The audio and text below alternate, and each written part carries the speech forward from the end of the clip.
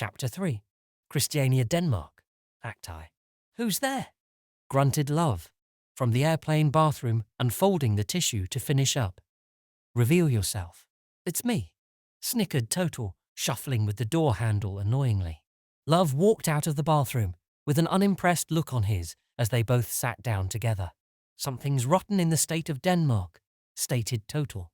Huh, it's from the ham, said Total. Yes, maybe you're right, said Love, prodding at his stomach and sniffling. I think the sauce on that ham or pork or whatever is giving me gas. How about the beer? Asked Total, chewing on some raisins and peanuts. Jah, I definitely had a bit too much of that, said Love, puffing his eyes and pursing his lips. And those hash brownies? Said Total, furthering the questioning. Maybe, answered Love, looking down at his stomach and then to the bathroom. Jah, a little bit of everything. You have been going back and forth to the bathroom for an hour. I can smell it from here. I hate flying hungover, said Love, tilting his head back. That's one of the reasons I quit drinking. Hangovers. Yes, I hate them. As close to dying the human body gets. Drunk Love forgets that morning Love hates them too, he said, wiping the sweat from his brow. Your homeo is definitely not stasized. No stasis here, he said, looking out the window. Are we in Denmark yet? Not sure, answered Total, looking out the window. Why did you say I'm rotten? Said Love in annoyance. I know I'm rotten. I'm the one stewing in it. I was merely connecting your stink from the bathroom to the play Hamlet. Hamlet from high school Shakespearean English? Asked Love. Yes. With that teacher that looked like a ham? Yes, that's it. The one that told us to go play on the highway when we were misbehaving. That same one, said Total, laughing. Why did you think of that? Asked Love. That's where the story takes place. Really? Yeah. Cool. Although I never understood it. Even though I heard Mr. Julius was good. The teacher's name was Florentine. Julius was a character in a different play. And yes, Mr. Florentine was phenomenal at explaining the story and analysing it and all that. That's what got me interested. Julius was good. Asked Love, reaching for Total's peanuts. No, Mr. Florentine was good. Ah, stop reading that letter and listen, man. Fuck your hungover. Pay attention. I'm dying here, Total. Dying, he said, pulling an old handwritten letter from his travel bag. Is that your lucky letter? Asked Total, reaching for it. I guess you could say that, said Love, pulling away and glaring at Total. Easy, said Total, cowering back. You don't just grab things, said Love. Come on, have some manners. Is it a poem? Asked Total, throwing a peanut into his mouth and missing. It is to me, murmured Love, reaching into Total's bag. Can I see it? Love folded it, placed it back in the envelope and into his carry-on bag, then clicked his seatbelt. We are about to land, he said, slapping Total's bicep with his backhand and pointing at the seatbelt sign. Oh, said Total. Not like this is actually going to do anything if we crash at 104 kilometers per hour. Love took a deep breath, looked up to the ceiling, then looked across at Bobby, passed out with his neck pillow on. Geez, I think he worse than me, uttered Love, bursting out and pointing at Bobby, then tensing up with a sudden shudder of turbulence. I thought you were okay with flying, asked Total, snickering at Love. I am. I just hate it when I'm hungover. Are you afraid it will crash? Suggested Total, looking at Love with a stern expression. A couple things. I'm afraid of it crashing. Me being confined in this seat. My chest caving in. Throwing up and embarrassing myself. And my heart completing beating out of my chest and leaking onto this aisleway. He verbalized quietly and grabbed his chest. God, it's hot in here. I'm cold, said Total. I guess if it's meant to crash, it's meant to crash. A pally, speculated Love. You could think of it like that and relax. Or you can realize the truth, responded Total. What's that? Inquired Love with disdain. Well, of all the planes that fly in the world, only an extremely small percentage crash, noted Total. Okay, yeah, I have heard it's safer that driving. Ja. So the chance of this plane crashing is extremely low, claimed Total. If you sit back, relax, realize that all this disturbance is in your body and echoing in your mind. You can ride the parabolic wave and adrenal spike out until its eventual and inevitable grounding. Articulates Total, waving his hands in the air. We hope. Okay, replied Love. Is that why you used to always time things? Bingo, blurted Total, leaning over Love. On the other hand, if you panic, talk to the stewardess, make a fuss, pace back and forth, in and out of the bathroom, freak out, burst into the cockpit and demand the pilot stop the plane. I've increased the chances of crashing, professed Love. Exactly, said Total, calmly sitting back down. It's your choice. Okay. Breath, Love. Breath. Count. How long is a landing usually? About 25 minutes from now until we are out of the cabin, said Total, placing his hands on the armchairs, closing his eyes and breathing deep. Okay, I can do that. 25 more minutes. Or you can simply have a beer and bite the dog that bit you back, asserted Total. Can't be hungover if you're drunk, mumbled Bobby as he slowly woke up and stretched his arms. No. I can't do that. Not starting the cycle again, insisted Love, wiping his mouth. Prepare for landing, said the beautiful stewardess over the plane's intercom radio. Oh boy, remarked Love. Stomach. Now in chest. They arrived in the city from the airport. They looked at the surrounding as they rode on the bus. Pale yellow, beautifully constructed buildings lined the cobblestone fan streets, as streetcars sparked and clunked by, with bikers and walkers and street vendors on the side. Backpackers with tents, rain hats, and worn-out legs trudged down the rain-smelling roads. A cloudy mist engulfed the city as the sun dried up the water left from a heavy rain. Shop owners were evacuating their basement shops with all materials and merchandise, laying them out in the sun's penetrating heat. Must have been a furious flood, observed Total. Ja, that's what the stewardess said, indicated Love. Crazy. I didn't think it was that bad. I feel bad for the shopkeepers. Their life's work, speed bumped, said Total in a soft voice. All that potential profit lost, added Bobby. Lots of cleaning up to do also, guessed Love. I think this is our stop, interrupted Bobby from their trance-like gaze. They walked past a 7-Eleven convenience store that smelled like coffee on the corner of a busy bus station street. They found their hostel one street away from the main square. Their hostel was an old wooden building across from a park.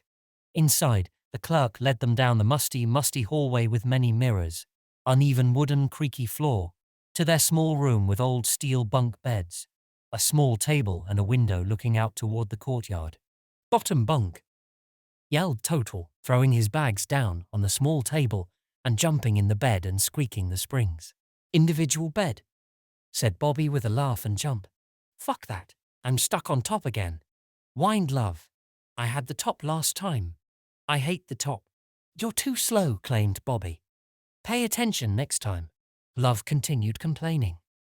All drunk at night, trying to grab the rails, the steps, digging into your arches until you're at the top, and have to try and whip your leg over, catching my pant leg every fucking time, he said, demonstrating the difficult maneuver.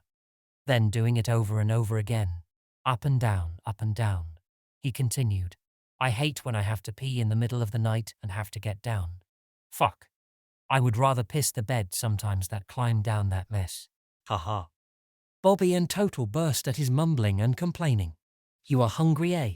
Indicated Total, scanning his smartphone. I'm just tired of getting fucked, he said, carefully folding his clothes onto the table and hanging his shirts. Come on. You loved getting fucked. You're the ladies' man.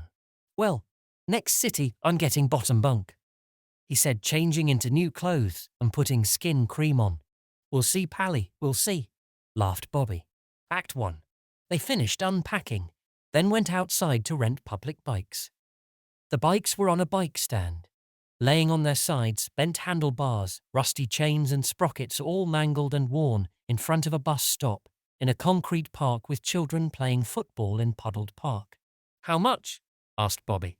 Looks like you put in 1 krona for the day, said Love, gingerly touching one of the bikes, attempting to not get dirty. Mine's free, added Total. As he picked the bike up from the ground, they hopped on their bikes, looked both ways like their mothers and fathers taught them, and crossed the busy streets with steam steaming from manhole covers. They followed the bike path designated to them with white solid and dashed paint, traffic lights and stop signs. They sped up and slowed down with the people and traffic. Whizzing through the kingdom, along the canal, past bridges, coffee shops, squares, cathedrals and government buildings. "Look at that," blurted Total, all excited. "What?" "Jazz." "Jazz? Where?" "Not sure." "Huh? Not sure? Why did you ask?" "I saw a big banner hanging up over there that said Jazz Festival," he said, pointing backwards, and they raced forward. "Oh, yeah. Where?" "Over there. There it is again." "What?" "Jazz. I saw it said Love." "Really?" "Yay. It said Jazz Festival. June 16, July 10. "Where?" "Back there." "I mean, where is the festival?" "Not sure." "There." "Where?" "Over there. Look. See the band setting up. There's a band playing in that basement pub also," added Love. "Where?" "Back there. Couldn't you hear it?" "Yes. I heard drums and cymbals." "You are a bunch of idiots." "I can't hear anything," said Bobby, stopping at the red light. Total bumped into Love and Love slapped him back. "Stop. Stop, stop. There is a bunch of people dancing in the streets. It's blocked off." "Ah, wow, look at that. A stage and everything," observed Total. "Gah, full concert. What kind of dance is that?" "Swing." "Sure looks like it." "Sweet. Guess the concerts all over the city." "Ja, restaurants, Riverias, pubs, little hidden pockets." "Haha, yeah. Love the poetic jasmine." "Where we going anyway?" interrupted Bobby. "Christiania? What's that?" "Hippie town." "Oh, really? Where the legal drugs are?" asked Bobby. "Yeah, Weedland." "I'm not going there," stated Bobby. "Why?" "I had enough in Amsterdam. I'm sticking to the booze now. Too groggy from that shit." "Suit yourself." "You still in love?" asked Total. "Well, yes, I guess so," he said, looking at Bobby and Total. "It is legendary, isn't it? I mean, that's the thing to do, right?" "Sure is," noted Total. "Let's go." "See ya, Bobby." "See ya, you burnouts. I'm going to have a salad, coffee, shit, and nap back at the hostel." Bobby took off, and Love and Total rode down the river across the bridge and toward the tall golden tower that the hostel guide told them to bike towards. Entering Christiania felt like stepping out of the European Union into a world pulsating with freedom. Graffiti buildings and explicit rules, no photos, no bicycles set the scene among vendors selling clothing, smoking paraphernalia, and flower-based treats. The air was thick with the sense of tobacco and cannabis, encapsulating Christiania's unique vibe. They put their bikes down and walked down the alley. "I guess this is Pusher's Alley," presumed Total, scanning the market. "Holy shit. Look at this," said Love. "What?" Love was hovered above a vendor's cart in which chocolate brown bricks, the size of one's hand, with all different colors and textures, were spread across the table. There were also green bags of potent-smelling weed, all bagged and weighed and labeled. Love's eyes were as big as saucers while he flickered his thumb and index finger quickly in his hand, as he did when he was hungry. "Our dads would have loved this place," said Love, still scanning the table. "Ja, hash heaven. Big Total likes the dark ones. Those are the best," he says. "Get you the smoothest buzz." Love stared the vendor in the eye and pointed at various different bricks. "What's this?" he asked childishly. "Kashmir," he stated. "Who made this? Indians, possibly. It's called indisk husk." "Where's this from?" "Nepalese." "How about this one?" "Afghani." "What one's going to make us laugh the most?" asked Love. "Yeah, that's what we are looking for," added Total, elbowing Love with a smirk. "In general, the darker hash gives you a down feel. The lighter color gives you more happy high." "Oh, really?" said Total, surprised. "We will take this light brown one," said Love, pointing at the soft brick. "How much you need?" asked the merchant. "Just a little," answered Love. "We need more than that," insisted Total. "We don't want to have to travel back here." "Okay, fine, let's take that," said Love, leaning back and crossing his arms. "But you're carrying it." "Done. 2 grams of that," asserted Total. "You want laughter?" asked the vendor as he cut and bagged the merchandise. "Yes, for sure," said Love, grabbing the bag and planting his nose in it. Purple haze, he said slowly as he grabbed a bag from his pocket. Jimi Hendrix, asked Total. Jimmy will get you happy high, said the merchant with a big smile that glowed past his hat and thick blonde beard. Okay, 2 grams of that, said Total. 40 kroners, said the merchant, holding out his hand. Sure, thank you, sir. Can we take a picture? Asked Luv, pulling out his camera. Okay, make it quick, said the merchant as he looked around.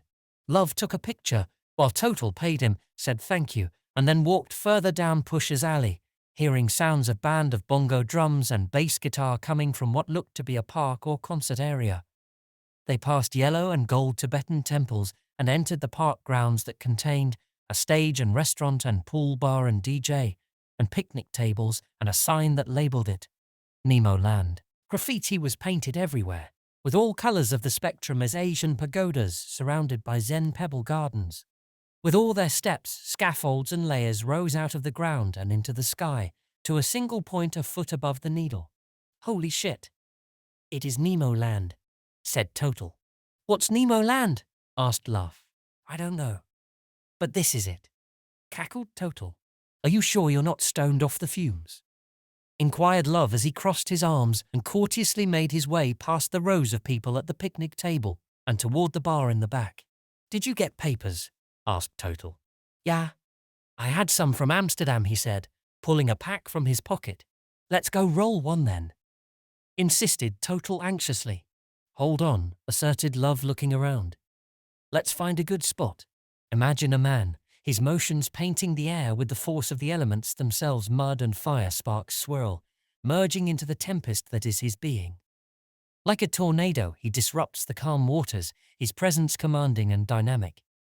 Envision his dance as a fusion of yoga's grace, the steadfastness of rock, and the poise of a ballerina, his energy driving him onward like a bike speeding under the vast sky or a car talking on an open road. Visualize him spinning, twirling endlessly like a child's top, the earth tilting on its axis, all under a boundless blue. This blue reminds one of a policeman's uniform, the baton spinning in front, echoing the perpetual motion of a barber shop sign.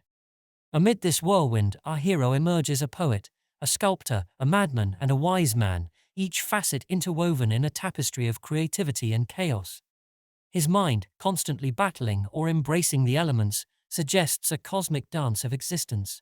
Then, as if to challenge his perpetual motion, he halts a piece of gum on his shoe, drawing a pause.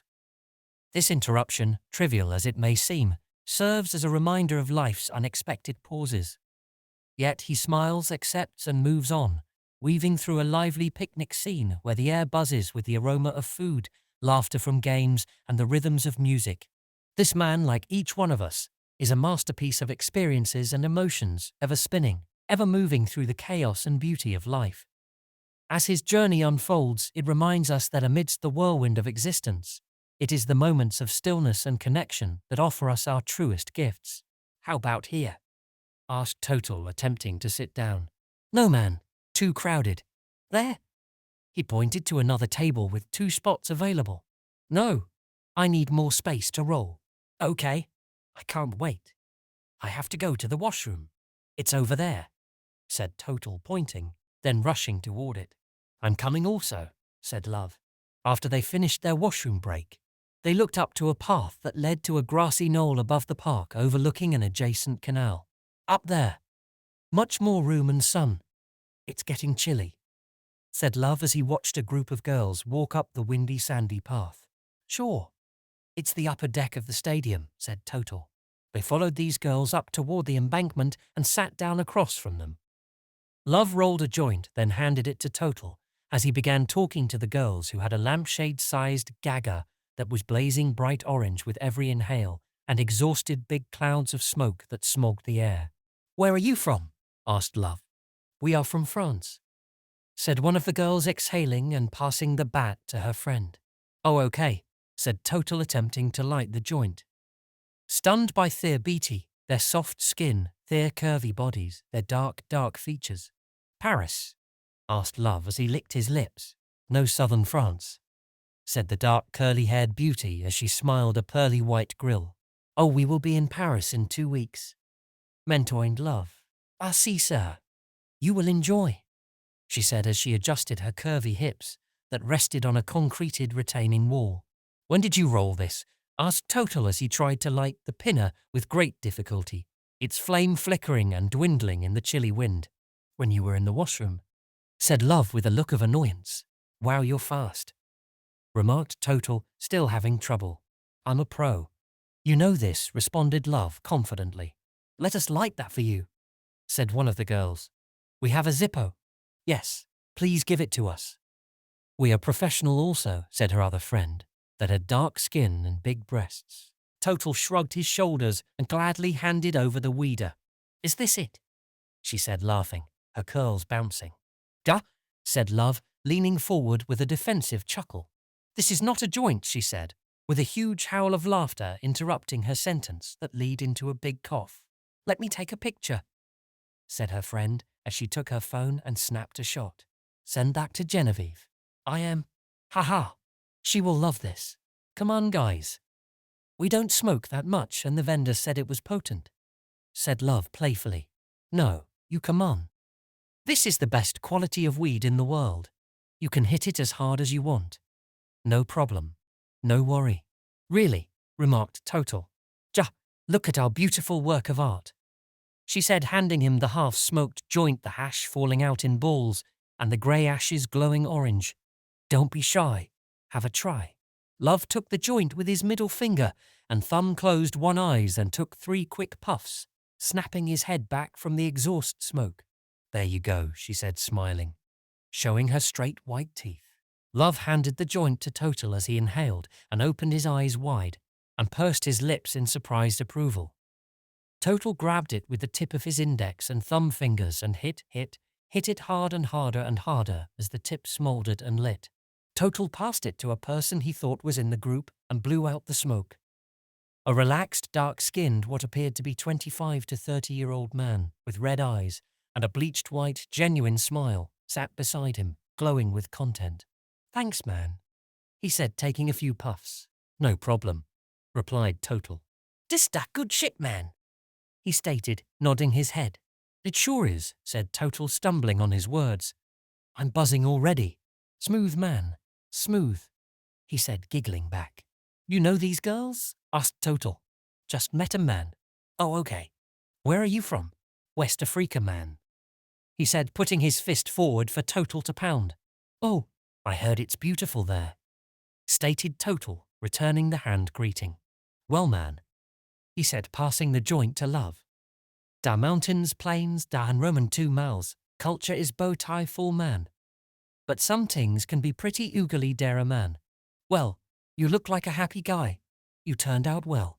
Unhappy because I'm in a free country like this man," he said, opening his arms to the entire campus. "What do you do here?" asked Total. "I just chill out, man." "Chill out? Like smoke weed? Odd jobs? Haha, kinda like dat. You make enough money. Enough to stay out of Africa. I read about a big migration of West Africans. Yeah, man. Dara are a many a brother in Europe. It's bad Dara in Africa, man. You get caught with weed here, man. Just a tap on the paw. In Africa, they come with guns a-blazin'. They shoot. Yeah, man. You're lucky if they shoot ya. I don't seen many a man, and boy get hit. Hit," interjected Love with heightened enthusiasm. "Yeah, man. Hit wit da, but you da gun path right in the nose," he said slowly and descriptively as he imitated the movements of the cop and the victim. "Oh, that's horrible," said Genevieve. "Jaman," he said with a chuckle, his hand in front of his face. Blood gushing out his nose. "Gross," said. "Then they dragged da boy with a rope round on da back of da horse to da town square." "That's out of like a movie," said Genevieve. "No movie, my girl. Da movies copy my real life. I tell y'all da truth, man," he said with a serious expression. "How come the government can't do anything?" asked Total. "Not many rules, my friend. No real government," he said, leaning back and shuffling his position. "Shit, that's scary," added Love. "A free car has never been da same since da free can scramble," he said, widening his eyes. "African scramble?" asked Love. "In the late 1800s. A bunch of European nations began to scramble for territory and resources and colonize the land in Africa. Stated Total. This man knows his history. I know my shit, man. I researched myself after being so angry at the chaos, he said, holding his leg. See damage, said Rachel, halting her spinning. Colonize the natives, stir up the territory, make them conform, scramble up their culture. Same old rhythmic song all over the sphere. Yeah, man, this is a scar. I escaped, but me and my boy got shot. He lifted and twisted his toe to reveal a grazing bullet wound and big bullet hole that tattooed his calf muscle. Oh shit, said Luv, wincing. Your man was very hard to swim with bullets in da leg, he stated, grabbing his left calf. I can imagine. I am happy you're sitting here with us safe, you know, instead of back there, running for your life, said Total as he grabbed the joint again. Your man, thanks, he said with a smile and fist pump of Total's hand. Take it easy wit dat, man. I made it myself. Bit strong. Oh, okay, coughed Total. Little late now, he said as he passed it and laughed, smoke billowing around his with every sharp cough. You made this, asked Luv. Ja man, you best be careful wit what shit you buy. Yeah, I guess you do, said Luv, taking a puff and squinting his eyes. Ja man, all depends on how you grow and cut it. That's why I do it myself. I can get the quality I want. I guess you have to be careful with what people put in it. Chemicals and shit, added Total. Ja man, I been in da business many year, and some of my boy back in Africa put some strange shit in it, bro, he said, laughing. Strange shit. Yeah, I've had bad shit before. Haha. Yeah man, best be careful. Grow and cut it yourself. That's the key. It's medicine that way, not a drug. Natural as da Matha art herself. That's the stuff I like, added Luv. The stuff that warms the body, never rises above the ears. How are duck hops back in your country? Asked. Not bad, said Luv. They can be strict and rude at times, but they don't seem to be as brutal as yours in Africa. We could charge them in return for abusing us. The people have rights. France? He asked, looking toward the giggly girls. Cha, they are strict with the rules, but the people have rights. The cops don't necessarily abuse us. It would be rare if it happened. Yes, said her friend. It would be all over the news if they did. In Japan, the cops are like security guards, said Total, followed by a clearing of the throat and wiping of the eyes. Really? Must be chaos everywhere, said Genevieve. Nah, ahem. They value social harmony, so people try not to make trouble to others, said Total, his fingers making the bunny ears gesture, which in turn keeps crime at an extreme low. He continued with a series of coughs. It's an interesting phenomenon. I heard about that, said Rachel. Must be cool living there. Yes, it is. I love it. Hold on, said Total, coughing harder. Excuse me, he said with a lowering of the head. I need to go to the washroom. You okay? Asked Genevieve. Total looked back and gave them a thumbs up. Will he be okay, love? Yeah. He's fine. He's like a cat. He'll get lost on an adventure, fall asleep, wake up, make friends, lose something, and eventually come back safe and sound with a story. Geez, what a character, said Rachel. He sure is, said Luv. You are right, man. This weed is strong. I feel like I'm floating, said Rachel. My body is definitely numb, added Luv. Light as a feather, said Genevieve. Really? I feel like a vibration has snuck up to my neck, then ears, eyes, and now bubbling in my brain, claimed Rachel, who had her arms spread out like a bird. Ha. My brain is bubbling with happy thoughts, said Genevieve with a smile. I'm clear, said Luv. I feel like singing, said Rachel, standing up and twirling around. A song, I'll sing us a song. Quick question, said Genevieve. What's your favorite movie or play or song or poem? Luv, stunned by her beauty and sudden burst of intelligent energy, said the first clever thing that popped in his head. Hamlet? Yes, Hamlet. Book, movie and poem. There are songs in there. Geez. They were singing that whole movie in grade 12. Mel Gibson, in Hamlet? She asked inquisitively. Well, you know, the poems are basically songs. Wow, you're handsome and smart. Great combination, she said, leaning forward and slapping his knee. That was a good play and movie and poetry. Quite famous, said Rachel. Yeah, we studied it in school and I liked it ever since. How did that poem go again? Asked Genevieve. To be or not to be, a bumblebee oh so free. Chimed Rachel, still spinning and flapping her imaginary wings. No, no, no, said Genevieve. To be or not to be a flea in the sea. She added, giggling and falling on love. Ha ha. Bill is rolling in his grave from your butcherings, said Love as he quickly scanned his smartphone and searched its database. How about you, Love? Do you know the words? Sorry, girls, I can't think right now. I'm high as a kite. But I can find that poem for you. Total and I were talking about it on the plane. I have it right here on my smartphone. I downloaded a poetry app. Let's see, said Rachel. Yes, let's see, said Genevieve as she stole the phone from Love, before Rachel could get it. Hey, said Rachel, stopping in her tracks.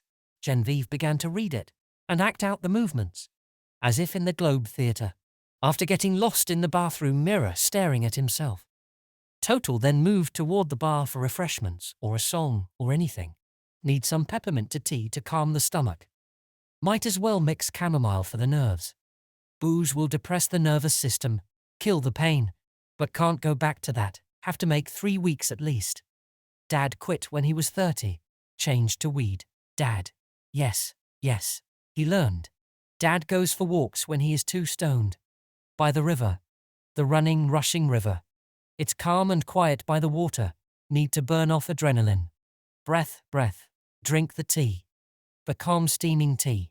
He walked up the stairs, snuck past the newly founded gang, and along the glass canal as grey clouds hovered above, the sun trying to sneak through any crack. He walked for a while past some people picnicking on towels, reading books, kids playing and others walking. He sat beneath a tree. The tree stood there tall and sheltered as it reached into the atmosphere. Total sat down below the tree to shade himself from the sun that was heating his body up to full pressure and pounded throughout his whole being from toes to abs to ears. Lup doop doop doop, reverberated through his entire trunk, enhancing his headache and nausea with every high-pressured lup doop. The nausea and agitation fogged his entire lens until all he could see was imperfection, disorder, disgust, dirt on the pretty lady's skirt, chocolate on the little boy's face, cans and wrappers and cigarettes butts soiling the untoiled packed-down soil. The mother's annoyance screamed out in her voice as she screams at the child. The boys in the boat paddling out of sync, looping in circles. Too hard, said one. You're too soft, said the other. Splashing water at each other, messing up their clothes and boat and lunches. The beautifully painted watercolor scene along the river was tainted by spilled grease and charcoal, staining the painting. As he leaned against the tree for relief and comfort, he could feel its sturdiness and structure. The crackling sound of the bark and whisk of the wind opened the cracks in the clouds, allowing some warmth to leak through.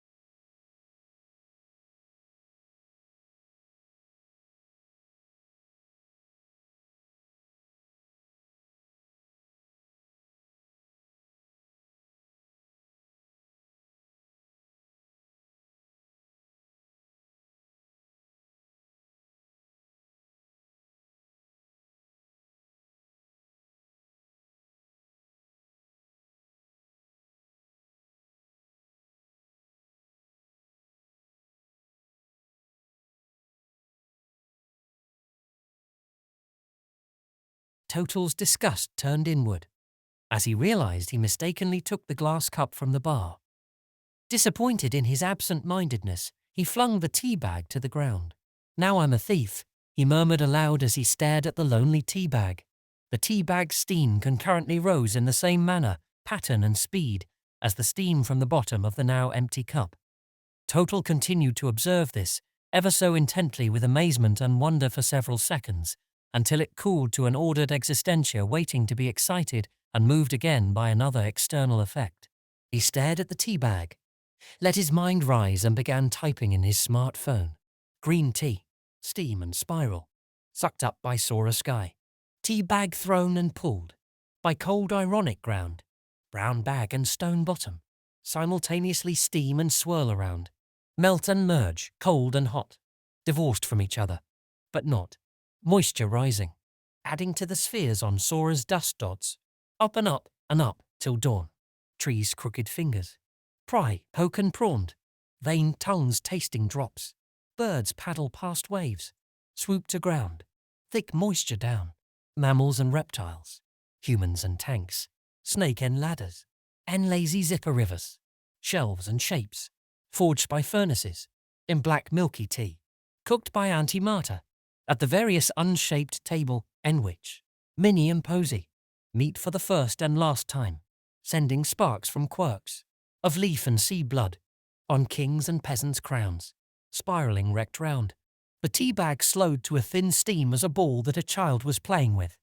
Sing, singed toward the tea bag, trampling it, then hitting the tree and bouncing in the air and up and down as it tings, tsngts gins singed to a rolling, side to side, shaking then stop. It sat there under the tree perfectly still until a gust of the wind blew it slightly. Suddenly the child picked it up to play again. Total. Yelled Love sneaking behind him. What? He snapped around to see Love's athletic figure standing above him. Let's go, man. Fuck. What on earth are you doing? He said with a serious look that turned into a titter. Huh? Oh, he said, clearing his throat. Just having think and tea. For 30 minutes, he said in astonishment. Too high, eh? Let's go. This place is giving me the creeps, and it's getting cold. Oh boy, I think we hit it too hard, said Total, getting up and brushing himself off. To me too, said Love, adjusting his shirt and putting lip balm on. Couldn't handle that crowd, dancing and signing and reading poetry. That's kinda your thing. What's your thing? Asked Total. Right now, eating. Let's get out of Nemo land and raid that 7-Eleven. Sounds good, said Total as they walked back down the path and into the picnic concert area. Plus, that bike ride will do us good. I'm still on the up from that huge gagger the girls had. That was a big cannon, wasn't it? Total's cough dissolving into a twitter. Let's fucking beat it, said Love in a deep voice, his thumb pointing to the door. Too many druggies and drug dealers and sketchy dogs. You know I'm not entirely into this whole culture. Sure, man. You have done well so far. Bobby didn't even come, said Total. Well, I think I'm going to have a good lay down, just like him, when we get back. Wait, said Total, stopping in front of the stage in which the Indian band and spinner was now playing. I wrote a poem. I want to ask if I can read it on stage, said Total. No, you're not. We are out of here, said Love, pulling Total, who was trying to rehearse the poem. Beside, they won't let you. Sure they will. It's Hippaville. They're all about it, insisted Total, almost dropping his phone to Love's tug. Dude, that spin master is still on stage, said Love, whining. Geez, I think he will be there till sunset. Besides, you can read it to me at the hostel when we are eating bags of candies and chips and chocolate bars with sodas. Okay, fine. That actually does sound good. Besides, not sure if it's the best idea to read from my small phone with bad grammar in front of people now, in this stoned state. Fuck no. You'll be lucky if we can stay up on our bikes, he said, scanning the area as they left Nemo Gate. They walked out of the picnic area as the crowd applauded the final spin of the spinster, and a new bunch of players began to set up on stage. Total looked back to see how delighted and chilled the crowd was as they continued playing chess. rolling dubs, smoking gaggers and eating their munchies from the scrumptious restaurant. Sure you want to leave? There are a lot of girls here, said Total, walking backwards. Dude, they are all stoned. They are not into getting laid. They just want to chill out, laugh, eat food, then sleep, he said, tugging at Total's hood now. The girls we want are the drinkers. Dancing and drinking and laughing, and moving around bar to bar wearing short skirts and tight tops. Not the ones wearing hoodies and track pants. Haha. Okay, I guess you're right. But it is a great crowd to hang out with, said Total, still looking back. Bobby says that's why they want legalize weed. Huh? Said Luv. Why, who want legalize it? The government, said Total. If everyone is smoking weed, then they will be all chilling in the house, thinking and talking and gathering and uniting. Not out spending money on bar clothes, cabs, drinks and eats after. Isn't that your theory? Sounds more weed-like conspiracy. Not sure the government is afraid of burnouts taking over. Geez, they can't even make it to work or hand in their homework. You or your students? Asked Total. Mostly me, said Luv. Hungover. Yeah, maybe you're right. It is a stoner theory, isn't it? Well, you are stoned, stated Luv. I definitely am stoned dead, he said with a burst. Luv burst immediately after. Let's get you out of here then, chum. It's time to go home, he said with a smile as he put his arm around his shoulder. They walked quickly out of Nemo land, past Pusher's Alley and the graffiti garage, and began looking for their bikes. They were not where they had placed them. Shit, said Luv, looking and picking up at all the bikes that were not theirs. Yeah, we are absolutely, most definitely up Weed Creek without a cycle, said Total, scratching his head. Guess stoners steal, stated Luv, kicking an empty pack of smokes that lay nestled against his toe. I'm sure there are different bike stands just up the road, suggested Total, pointing to Copenhagen outside the gates. I hope so. I'm famished and tired, stated Luv, his hand against his belly. I'll take a taxi if we can't find bikes. They walked out of the gate under that arch that said, You're now entering the EU. Back to normal land, uttered Total. They continued to walk through the now darkened streets, looking for a public bike stand or random abandoned bikes to borrow. Act Roman 3. Do you remember how to get back? Asked Luv, looking at Total. Should I have an idea? Answered Total, clearing his throat. Even though you're all stoned. He remarked, looking down his nose as if he wore spectacles. The weed will guide us, asserted Total, taking a deep breath in and puffing out his chest. Geez, oh by one. If we do that, we will be walking all night. Thought Bobby warned you about that Jedi Knight's Quest shit. I'm allowed. I'm stoned. Luv gave him a stern look. Nah. There will be bikes. Just by simple probability, assured Total. They continued walking in crooked paths, past the golden spiraled cathedral, down the sidewalks as Luv hummed, while simultaneously rubbing his hands together, as if brewing up a plan, to eat or not to eat. That is the question. Total, that is the question. Hamlet, inferred Total. Yes, my young stone Total. Yes, he continued to recite as he raised his chin in the air, waved his hands flamboyantly and artistically, then shook his head with the rhythm, meter and beat of his words. Love. T whether 'tis wise to wake and rise without food or love, for an extended period of time. No, nay, for an inhabitable amount of time. A second. No, moment, yes, all eternity. As your stomach growls, mind begs and heart longs, for just a sliver, piece or portion, or to indulge in all the passions, and pleasure and fruits of the sweet earth, filling one's tin up to the chin and brim. He spun around and looked at Total. Love. To consume or not to consume. To let the belly go hungry, the heart grow lonely. To let those sweets and meats and oils, an encased amino essence inside, go to waste, or to another. To mate or not to mate. To feel the flesh of another mirrored creature. To pass on genealogical generations or not. To allow that map of perfection be seeded by other. Or connect, protect and flush out.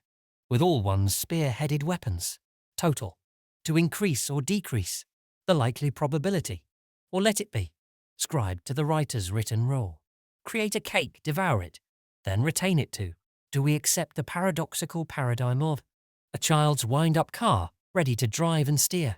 With a little help from the wind, Total looked back at Love. Total. To sleep or not to sleep. Mange then enjoy and relax and doze.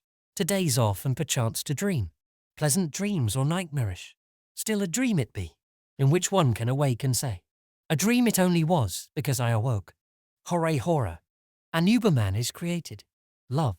To not eat and starve, and fly on empty gas or wind, towards the waves and torments and sorrows of starvation, that deserted uncharted territory, in which no man has returned and reviewed, no pictures moving, words or sounds. Total. To shed this slithery crock coat, its light deflected by the crescent moon, become naked in existence in a formless form, an eternal darker matter, or chose to strive and flourish and mould oneself to uberness in another dreamy realm, of things and times of not. Love. To where our ancestors die, dwell, live and lie. Fathers and mothers may be found, with theirs thems before 'em. No one's none the wiser, or smarter than be. By and by. Total. To be in a vacuumed helm, avoiding the void. Love. Or not. Total.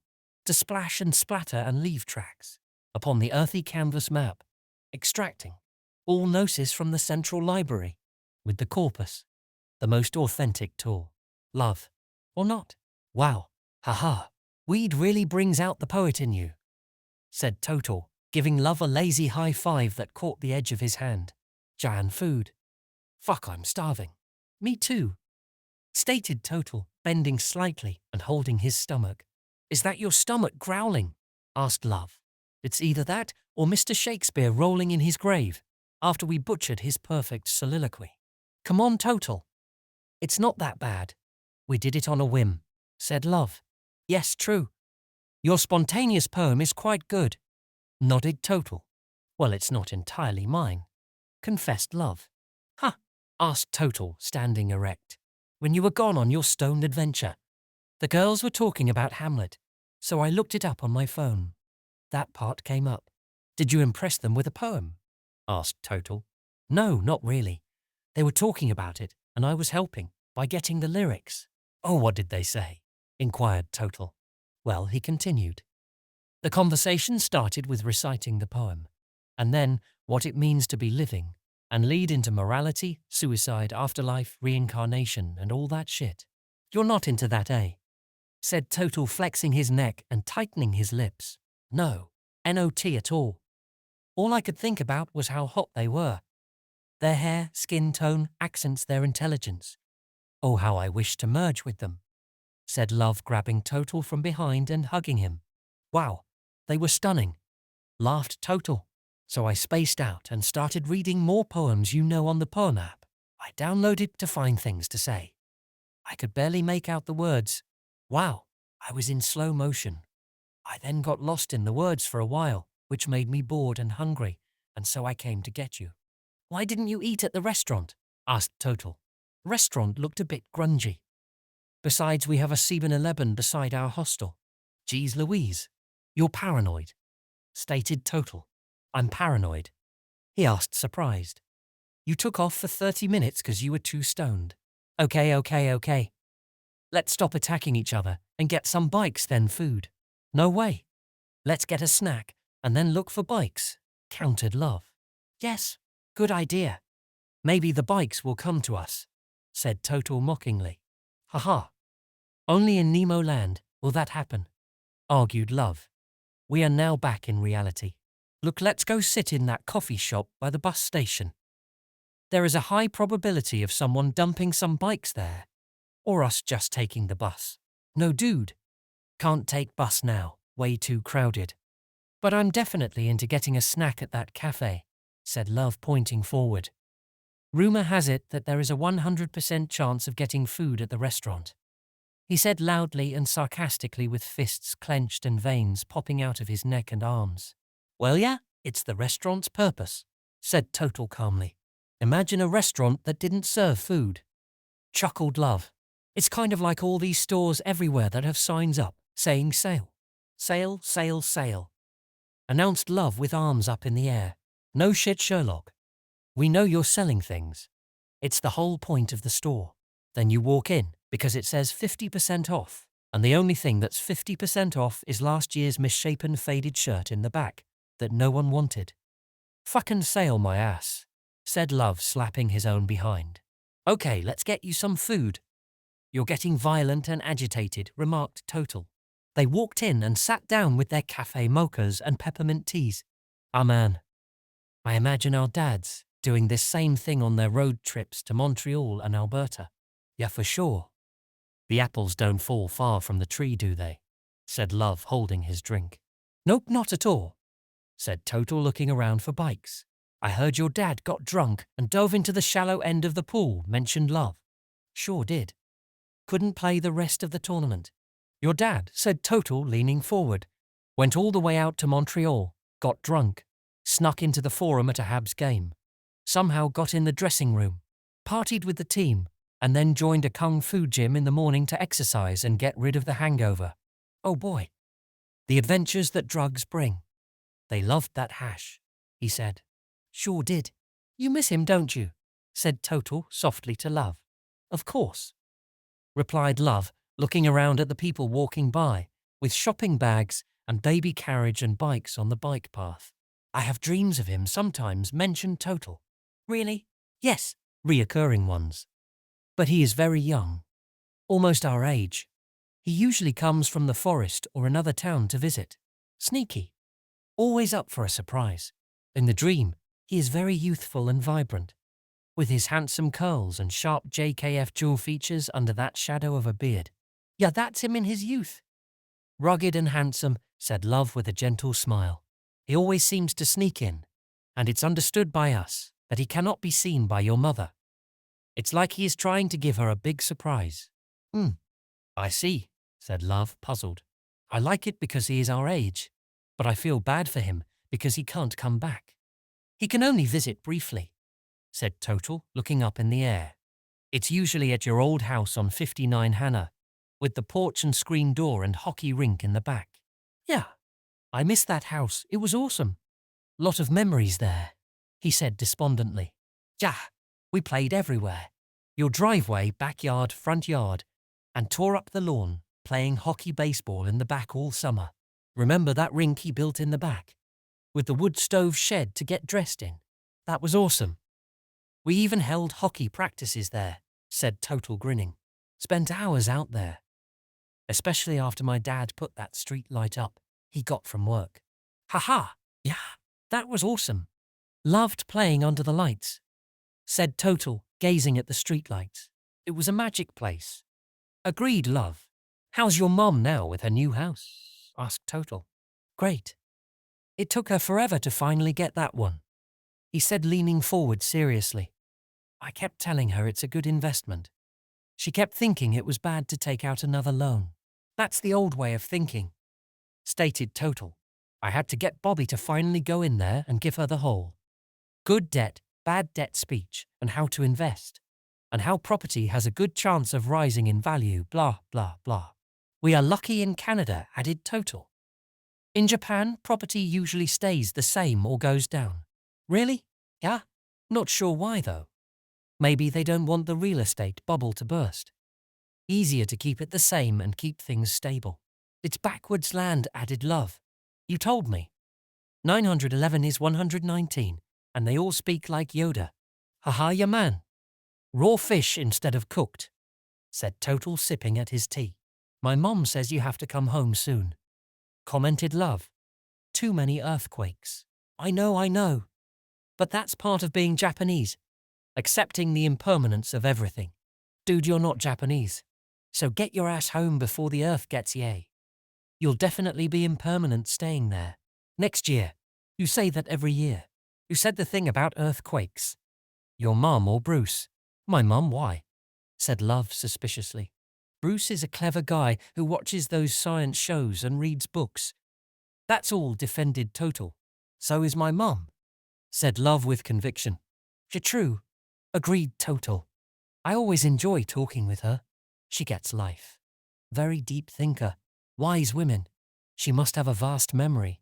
Maybe it's the Ukrainian in her. For sure. How's Bruce? Did he move in yet? Asked Total. Yeah. He went half on the house and farm with her. It was the only way they could afford it. That's good. That was her dream.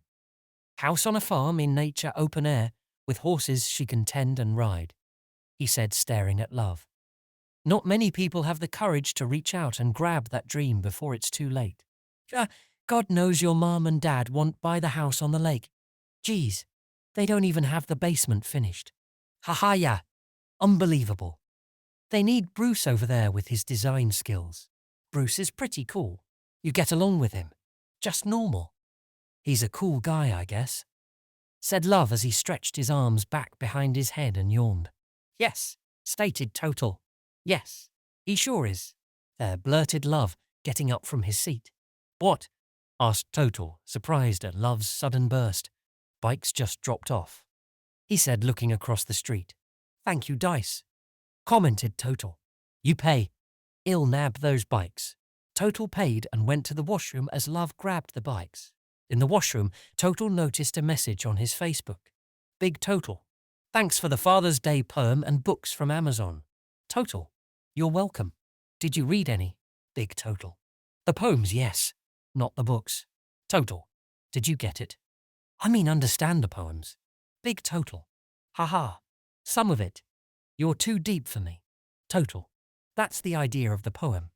Make you think like a puzzle. Big Total. You're well. Remember to come up for air sometimes. Total. Okay, we'll try. Big Total. Can I ask you a question? Total. Sure. Big Total. Is it right for me to get mad at your mother for getting a ride with Uncle Mitch? Total. Why would you get mad? Big Total. He has been bad-mouthing me and her, and leaving rude messages on our answering machine. Total. Well, why would she go with him if he is doing that? Big Total. Not sure. That's why I'm angry. She sided with him. She does this every time and I'm tired of it. She is my wife and supposed to be on my side. Not put me down. Step on my pride. No, I can't take it. My nerves are shot. I'm shaking. Having smoke after smoke. I'm tempted to have a drink. Total. Well, I understand your perspective. I understand how you would feel a little betrayed and hurt. I'm sorry you're this upset. It's normal to have these feelings in this situation. You're stressed from your mother being sick. You lost your dad already, you're retired, the kids are away from home. And 95% of the conversations with your wife are contemptuous and conflictive. Now your brother is not talking with you and driving your wife to the hospital to meet Granny. I understand you're stressed. Big Total. I'm tired of this. I don't know what to do. I don't know if I can take it anymore. Total. Well, maybe grab some exercise and get some rest. I'll call you later tonight. Big Total. Thanks. Love you, chum. Peace. Total. Okay, Dad. Love you too. Bye. Despondent. Total put his phone away and walked toward Love and the bikes. Cha-ching, said Love as he handed the bike to Total. You gave me the shitty one, didn't you? Noted Total. Well, yeah. You're more experienced on the bikes. The gears looked mangled on that one. I don't know how to fix it. Funny, said Total, playing with the gear shifter. Let's light up that joint for the ride. Biking and weed on a busy, unknown street at night is a recipe for disaster, argued Love. Definitely decreases our chances of getting home quickly and safely. Pondered Total out loud. They whizzed through the old, dark streets with lit-up bridges and red, green and yellow street lights and majestic pillared buildings, tall cross towers, while the jazz carried on echoing throughout the city, mixing with the beeps and honks of cars, buses and bikes as the hum of motorboats and tours through the river's waves buzzed, crashed and smoked out into the sea. Dude, wait up, said Love. Pedal harder. My feet are going as fast as they can. Find your cadence. Cadence. What the fuck is that? He said, looking down at the clinking and cumbersome gears.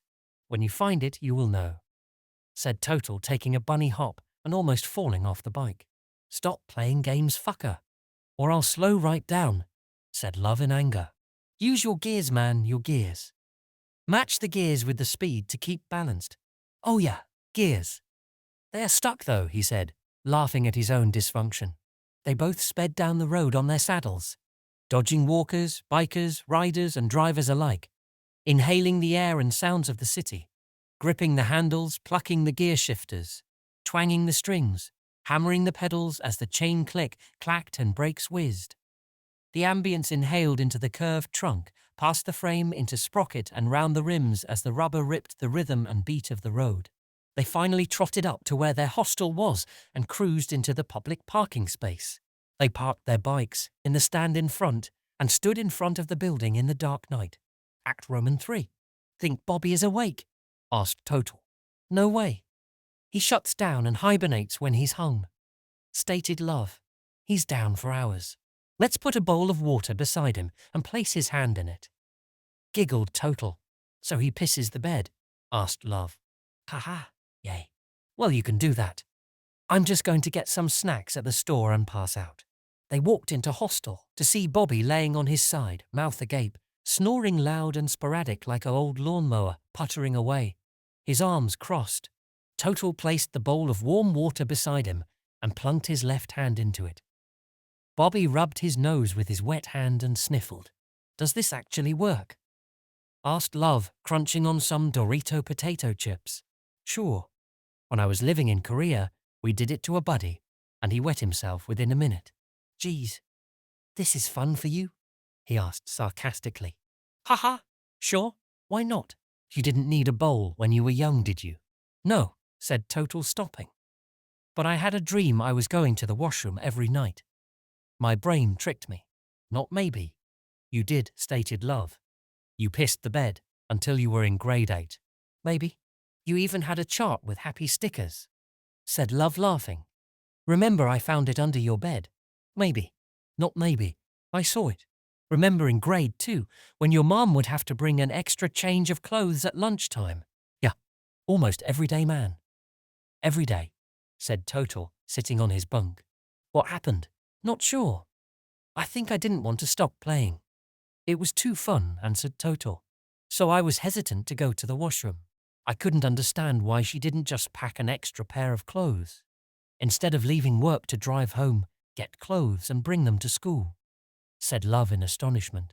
Not sure, commented Total, his eyes open and lips pursed. I mean, Love stopped to laugh. You had to wear your wet pants or a snowsuit until she came. He continued laughing, spitting chips everywhere. Fuck, that was funny. Yeah, it is. Now that I think about it, said Total, his hands wiping his face. Ah, fuck it. Your water isn't working, said Love, jumping down from his bunk. Love leaned toward Bobby until his lips were touching the hairs on his earlobes and yelled as loud as he could. You're down. Bobby jumped. Down, he said again. Bobby sparked up, spilt the bowl of water and pushed Total. Total pushed him back, kicked him on his thigh, punched him in the rib, and kicked his stomach until he laid down again. Fuck you guys. I'm sleeping, yelled Bobby as he grabbed the covers and wrapped himself in a cocoon. Guess he's not coming out tonight, said Total. Where are we going anyways? Asked Love, climbing back into his bed.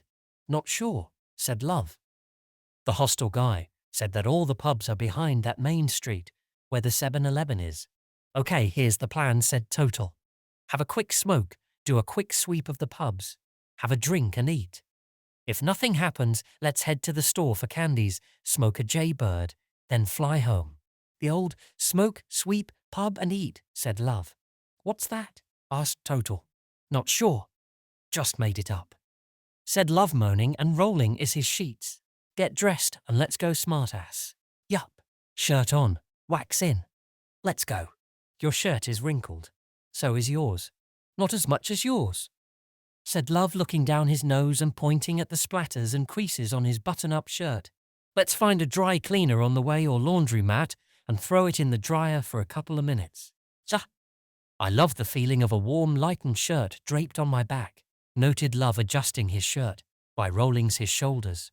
Total and Love wander around the streets to find empty bars, with only bartenders and no customers.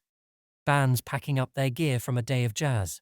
Store owners still cleaning their basements from the flood, and rucksack wanders returning from a festival on the outskirts of town. They found no dry cleaners nor laundry mats, so they wandered into a random clothing store. Hello, said Love, looking back at Total for help. We are looking for an iron or steam dry, or a flattener. Sorry, we cannot help you, said the store clerk, holding a pile of shirts in his hand and gazing at his co-worker who wore a measuring tape around his neck and a pin in his mouth. You have a steamer back there? Said Love, looking in the back room where rows of shirts on thin hangers stood back there. Yes, we do, said the clerk, walking forward, his brows furrowed. But we are closing now. Sorry, we cannot help, added his co-worker, going back to his work. Besides, your shirts look fine, said the clerk, as he stood there with a writing pad. That tattered look is in style. Thanks, said Love, adjusting his shirt and looking in a mirror that gleamed in his periphery. I told you that, replied Total in contempt.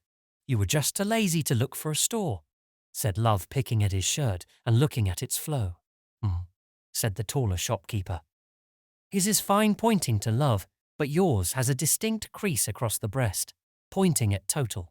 Total looked at Love, then the clerk, then his shirt again. Sorry, said the worker. It's not bad, but it is noticeable. Okay, thanks for your help. Have a nice evening. It's slow on Mondays, but you two boys are handsome, even with those shirts, so you may have a good time. Ciao, said the two men as they waved and turned to talk to each other with smiles on their tired faces. Thanks. Ciao. Ciao, said the boys as they pushed open the clanging door and entered the wet streets and wandered around quiet pubs and open squares to busy corners. Let's just get some candies and rest, said Total, crossing his arms. Ja, I'm running on low, agreed Love. Let's just do a pass by this pub street. I think I saw some girls in one of the basement pool bars. Looked empty to me, argued Total. They circled around and passed by again, leaning over to peek in the waist-high windows.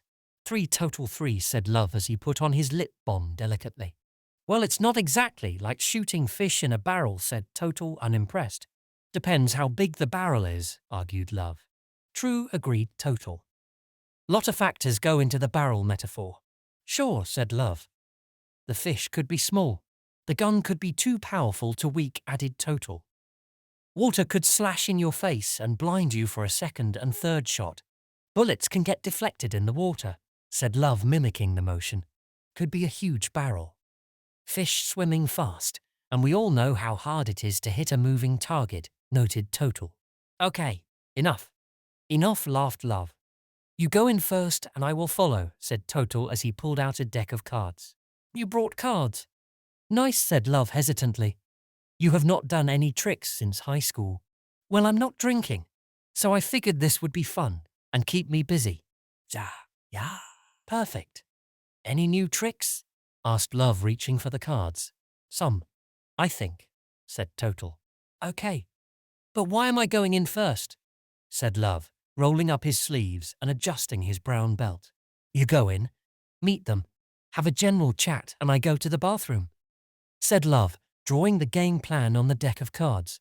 Okay, and, said Love, checking his wallet, I come back from the bathroom and all the attention will go towards me and away from you. Okay, said Love, placing the jean cuffs gently around his brown leather shoes. While I am introducing myself, you place this card Jack of Hearts into a beer, bottle, purse, candle holder, etc., said Total. Okay, why? You'll see later. Okay, cool. This is extremely lame, but kind of exciting, added Love, tilting his head. Here we go again, added Total, shuffling the cards. Yup. Wait a minute, Love said, grabbing Total by the arm. Yeah. Why don't I go to the bathroom and you plant the card? Because you're big body beautiful. Navi's dad told me to send you in like bait. You already have the clothes, tan and muscles. All I have is quirky wit and a symmetrical face. Then shouldn't I be the distraction? He asked, confused. You are, I think. Yeah, maybe. I didn't think about it that deep. I was just thinking we could create a vacuum of hot and cold. You're better at making them comfortable. They will just talk to you. They always do. Then I walk in. Fuck it, let's just go as planned, said Love. Scout out a good planting place for the card, said Total, whispering, so when I'm walking in, you already know where to put the card. He added as he handed the deck of cards to him. Wait, I know what this trick is about. Love said, grabbing the cardboard box, sliding the cards out to bend and shuffle them. What? You can't shuffle cards, said Love contemptuously. You do the same old basic shuffle. The basic shuffle is all I need. Defended Total, looking up at Love. No way, man. Magic is a show like you said. You can't do it, so you need me to fan these pretty old things to make it easy and breezy, he said with a smirk and fancy fan of the cards, showing off his skill. Sure, whatever. That's what makes us a good team, submitted Total, placing his hand on Love's back. They entered the pub as planned. The pub contained only the 3 girls inside and 1 bartender. Love made eye contact with the girls as they both walked down the steps to the bar and ordered drinks. Total went to the bathroom as Love brought the drinks to the booth they were at. Making eye contact again, then grabbing his phone and pretending to text and taking sips of his drink as it arrived. Better hurry. This is awkward alone. Oh boy, 2 smoke shows. Holy shit, look at the chassis on him, with that blonde hair and striking blue eyes. Little tan too, as soon as he sat down and grabbed his drink. One of the girls, who seemed to be the most inebriated, smiled at him, leaned over and whispered raspy. Where are you from? Canada. He replied, looking up from his dead phone and smiling. Wow. I travelled there once, said the taller beauty, sitting next to Love in the booth. They continued talking, as Total poked his head from the bar, attempting to make eye contact with Love. Love didn't look, so Total moved closer. Is that your friend? Asked Sarah. Yes, said Love as he pointed to Total to come over. Total smiled at the girls and held the smile for an extra second, showing a little more white to his eyes. He tilted his head, signaled toward Love. Love, forgetting to plant the card, grabbed a half-drank beer bottle from the girls' table, stuffed the card in there as Total shook hands with the girls. Total introduced himself and began showing them magic tricks. Cigarette ashes magically appearing on palms, guessing from the mind the correct card, number and color, identical cards moving from the deck to clenched hands. It was all good and smooth until one of the girls said, What's this card here in the bottle? The Jack of Hearts. Oh, that, said Love. Give that card to me for inspection, said Total with a smile, as he put it into his mouth. Chewed and swallowed. Ewer. Gross, said the girls in unison. Can you see this card? Said Total, holding the Queen of Hearts on the top of the deck suit facing up. Yes, that's my favourite face card, said Gertrude. Gets me a big win in blackjack every time, she added, looking around at her friends. Please remember it, because it's going to jump, said Total, his eyes intense. Please blow on the deck, instructed Love as Total flipped it over, the red backside now facing up. After blowing on the deck, he asked her to grab the top card. Whoa. No way, said Gertrude, surprised with her hands over her mouth. What happened? Said her friend. Does he ever tell you how he does them? Said. No, and I don't want to know, said Love as he took a sip of beer, titling his head to the ding-cling-cling of the door, which yielded to 2 young males in trendy handsome outfits and proud chins. It's like this, said Total, quickly bringing the attention to the cards again. As your eyes are looking one way, he held the deck high toward the lights. The magician is performing in Anatha pointed toward the window, to which the card that he had eaten was brand new, stuck to the outside of the glass. Oh shit, I've seen that one on TV. Well, now you have seen it live, said Total, with a smile. When did you start learning magic? Said one of the girls. When I was in high school. What got you interested? Said another. I learned how one trick was done by accident, then realized how simple of a concept it was to pull off. Oh wow, so cool. It doesn't look easy. The concept is easy, but the actual illusion is difficult. That's the beauty. Illusion. What's illusion? Well, let me ask you this question. Aha, they said as they leaned closer. Total leaned in to speak softly, but noticed Love wasn't paying attention. The 2 suitors were chatting it up with him and buying him drinks. The secret, Well, I asks you this, he said, leaning in and quieting his voice. When I ask you to pick a card, any card, did you think you had a free choice, or did I control what card you were going to pick? I thought I'd choose the card, she replied. Exactly, added Total, sitting back in his seat. Unless, said one of the girls, grabbing them from Total's hand. They are trick cards. You want shot. interrupted a cute boy, handing a Jaeger bomb to Total from his full tray. No sorry, replied Total with a forced smile, as he attempted to grab and reshuffle the cards the clever girl had seized and unshuffled. No, no, no, said the girl, pulling her hand away slyly. Here, have my drink, said Total. Save my soberness, he said, handing it to her. Donker, she said, reaching for the Jaeger shot with her left hand.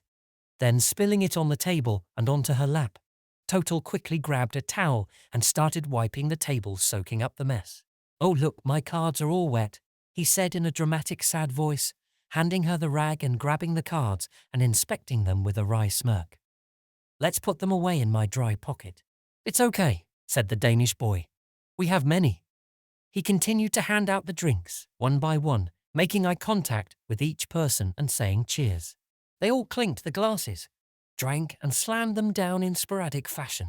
Total, Luv and Dahlia and Daphne went to play foosball together. The game was wagered a shot a goal. Luv took shot after shot after shot. Focus, man, we are getting killed. I'm getting killed, asked Luv. I don't think so. You're getting killed. Me? Asked Total, his voice rising. Well, you're letting everything in, whined Luv. You're like a slut in net. Everyone's finding the holes. I'm like a sieve. You mean? Said Total, leaning forward. Basically, you suck. Noted Luv. You want play again? Asked Dahlia. How about we go to another pub? Suggested Luv. We might go home, she said after whispering to Daphne. Oh, I see, answered Luv. What are you doing? Asked Daphne to Luv. We were just going to go to the convenience store and get some snacks and head home. I guess, he said, looking around and crossing his arms. Well, you can come with us if you show more magic, she said, jiggling and holding Dahlia's arm. Sounds tempting, said Total. Their friend Gertrude ecstatically approached and spoke to Dahlia in Danish. What did she say? Whispered Luv to Daphne. That guy is a famous pop singer in Denmark. He has many songs on the radio. Oh, really? Asked Total. Yes. Is he good? Asked Total. Yeah, pretty good. They want us to go to his party. Oh, I see. Us too, inquired Total. I don't know, but she wants to go. Total walked away, paid the bill, went to the bathroom and left Luv with the girls. The conversation moved slowly out the door to the street. Two of the girls were talking to the pop star and his agent beside their cover table BMW with tunes pumping in the night. The singer was leaning against his door talking with Dana as he reached in to turn the music up. His agent with a short MJ style, leather coat, scruff beard and aviators laid back in the passenger seat, carelessly texting away on his phone. Is that his song? Asked Luv. Yes, he's playing his album. Hollow a fork, he said as he crossed his arms. Is he playing his own music? Asked Total as he lit up a cigarette. Yes, said Daphne. This is getting effin' lame, murmured Luv between his teeth. Lame as it gets. Added Total. Do you still want to go to your place? Asked Luv to Dahlia. Yes, sure. But I think Gertrude wants to go party with them. As she said that, Gertrude came walking back. They spoke in Danish again in an argumentative tone. Luv leaned over to Total and said, I'm out of here. Huh, I'm not sitting around and waiting for this to pan out. They have 2 minutes to decide, and I'm walking away to the 7-Eleven and getting my candies. Let's just linger a bit. I'm sure it will work out, said Total, crossing his arms to warm up. You can wait, but I'm out of here, said Luv with a stern whisper. Come on, retorted Total. I don't do this. You know that, he said, wiping the corners of his mouth. Said Total, crossing his arms. Done, I'm out, said Luv as he started walking toward the store, until Dahlia grabbed him by the arm. Are you still going to store? She said, pulling toward him. Of course. To get our nightly candy, he said, smiling. Are you coming? Yes, okay, we can show you. Then we can go to our apartment. Luv smiled. Gertrude is staying with them, and maybe we'll come back after. Luv looked at Total and winked. Okay, let's go, said Total. You take a cab and follow me, said Daphne as she jogged off drunk, looking for her bike. They left the two pop stars with Gertrude and headed to the apartment. They entered the apartment to a mess of drinks, smokes and cards from the pre-drink party. They sat down, Put on music, smoked cigarettes, told stories, laughed, drank more, beer and tea and grape juice. Smoked more cigarettes, played more music, went to the bathroom over and over again, flushed the toilets, changed seats until the night started to wind down into one repeated song over and over again until it not only lost its meaning, but beat out of the speakers, through the walls, into their eardrums, synapses, and sparked and bounced and reflected the very meaning the artist was going for. What the fuck? All day, all night, what the fuck? They sang together the only lyric they knew. Don't you think it's a bit loud, said Total, turning the stereo down. I mean, your neighbor has banged on your door twice and slipped a note under your mat threatening to call the police because she has an exam in the morning. Daphne looked at Total, gave him a kiss, and turned the stereo back up, pulling him by the hand toward the bedroom. Total followed her onto her bed as she yanked him down with a bounce and spring. She began kissing him with her dry, beer and tobacco-flavored mouth in big open mouth gags, inhaling half his face.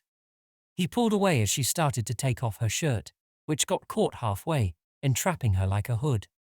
Total looked in the mirror to see Luv on the couch with his shirt off and jeans on, making out with Dahlia. "Were you on? Were you on?" Random Danish words came blasting from a megaphone as sirens lightly wailed. "Police?" asked Luv, bursting into the room. "Yes, police," she said, laughing and falling back onto the bed. "Okay," said Luv, grabbing his jeans and shirt. "We are out of here." "Fuck it," agreed Total, bouncing up off the bed. "Sorry, girls. It was nice to meet you and hang out, but we gotta go. Here, take my email, and we can go to the beach together," said Dahlia, handing it to Luv. Luv wrote down her email, and they stormed down the hall, passing the cops, and nodded on the way. The cops nodded back and kept moving up the stairs. Act 1V. "Do you remember how to get home?" said Luv as they burst out into the street. "Yeah, it's across the bridge and east," said Total, scanning around to get his bearings straight. "No," disagreed Luv, crossing his arms. "We didn't cross any bridge, meatball." "Sure we did," said Total in a sharp voice. "No, man," he said, chuckling. "You were sleeping in the car. No bridge was crossed." "Shit. We will never get to the 7-Eleven, said Total, shaking his head. "Do you have the hostel's card?" asked Luv. Yes, I do," said Total, reaching into his wallet. "Let's hail a cab and show him the address," said Luv, slapping Total on the arm. "Perfect," agreed Total, rubbing his hands together. They hailed a cab and headed toward the 7-Eleven. Luv and Total went into the store with a clang of a bell and a flood of various smells, of sugars and meats and coffee and people. They came out with bags of candy, beef jerky, sports drinks, potato chips, and yogurt. They headed back to the hostel, where Luv went to grab the paraphernalia from inside and rolled up a hasher on the park bench outside, while Total went to urinate in a laneway beside the park. They met a couple of minutes later in front of the hostel on the park bench as Luv lit a joint. "I can't believe it's still a little light out," commented Luv, looking at the indigo sky. "Well, we are close to the summer solstice," remarked Total. "What's that?" "The sun movement," asked Luv, blowing out some smoke. "Sun stands still in Latin, I think," answered Total, searching through his bag of candy. "Huh," said Luv, puffing on the joint. "It's when the earth is at a perfect tilt and position, where both sides of the earth get 12 hours of daylight," said Total. "Oh yay," said Luv, exhaling. "Jah. The Arctic gets 24 hours of daylight. Suo. I'm guessing we are close to the Arctic. Suo, we are getting a fire-like simmer at this lunar witching hour, eh?" "Jah. Magical, eh?" observed Total. "Fucking A, man." "Fucking A," he said with a mouthful of smoke from the bat. He then handed to Total. "Where did you get this hash?" asked Total. "From a lady? Or guy? Or lady boy outside the bus stop as you were getting smokes?" "How did you know the gender?" inquired Total. "Geez, she has the jaw of a shark and back of wrestler," Luv announced, playing with the ball of hash. "Plus the Adam's apple," he added. "That would do it," agreed Total. "Is it a good buzz?" "Think so." "It smells good," Luv said, sniffing it. "Problem is that she or he or Hesh had it stuck behind the bus stop's steel pole like poster tack. Geez, we are desperate." added Total. Ja. Not the most sanitary, said Love, stopping and staring at him. I'm sure the heat will fry anything off into the ashes we inhale. Joked Total, as he took a deep puff and stared at the soft sky the moon entered left. Yeah, true, agreed Love, taking a puff and changing the subject on a dime. Did you know? Now you're stoned, said Love. Sit down. You're making me nervous. Your hair looks like a big Viking helmet we saw today half shaven, with that horny hair of yours. Viking, eh? Said Total, hopping down and starting to shadow box. Or some stoned nut. Added Love, tapping on the bench with his palm, signally Total to sit. Yeah. Well, the majority of them were Vikings, said Total. Majority of who? Scandinavians, said Total, stopping suddenly. Vikings, eh? Echoed Love, reaching into the bag of candy, grabbing 3 more candies to match the 3 bonbons that were already in his mouth. Smacking and smocking, sucking and slopping. Oh yay, your beautiful Beowulfs, Hamlets and Icelandic sagas. All old Viking stories with love and revenge and boats and heroes. Guess there's not much to do in the dark, cold winter of the north. Commented Love, searching through the bag. Guess not. Agreed Total. Is that why they all have blonde hair? He said, smiling. Beautiful, fair hair and fair skin. Kinda. I mean, the majority is mixed now. But the decedents are. Said Love, murmuring. They were known barbarians back in the day, said Total. Well, that's what the Romans called them. Or was it just Germanic tribes, he whispered to himself. With the horns and axes and long coats and fur boats? He asked, dropping a sour key to the ground. I mean coats and boats. You know, he said, laughing and choking on the violent saliva that was built up and dripping on his chin. Total chuckled and looked at Love's honey-glazed eyes. You know? Fur coats and long wooden boats, he said again, tilting his head. They were sexy warriors. From fighting over their own farmland to building ships with their carpentry skills. Building indestructible long boats to sail down rivers, past fjords, other isles, through Arctic seas, into the Norman European kingdoms and dark forests and fairy tale Alps. Raiding villages, sacking weak Rome and setting up markets and in the Kiev and establishing the Ruse. They did a lot. Those guys and girls, said Love, now opening a wrapper from a damn bar. I like those girls. Hotter than holy hell. That blonde hair and fair skin. Hum. Sure did. Total agreed, eagerly grabbing at the bag of candy, now only left with a single sukkah, buried beneath a mountain of powdered sucker. Didn't they venture all the way to North America? Love pondered, finishing his chocolate bar and tossing the wrapper aside to open a bag of Dorito chips. I remember hearing about some remains discovered in Acadia.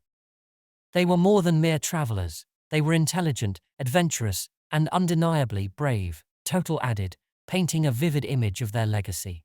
And exceptionally attractive, Love interjected, the crinkling sound of the chip bag and the crunchy munching punctuating his point. You're forgetting hot, he repeated with a grin, savoring 3 chips at a time, perfectly embodying the notion with his actions and thoughts. Their conversion to Christianity was a significant turning point, Ian continued, navigating the conversation back to historical roots. The influence of the Roman Empire's return to power was profound. They did end up incorporating a lot of crosses into their flags, Love noted, inspecting a Swedish candy wrapper as evidence.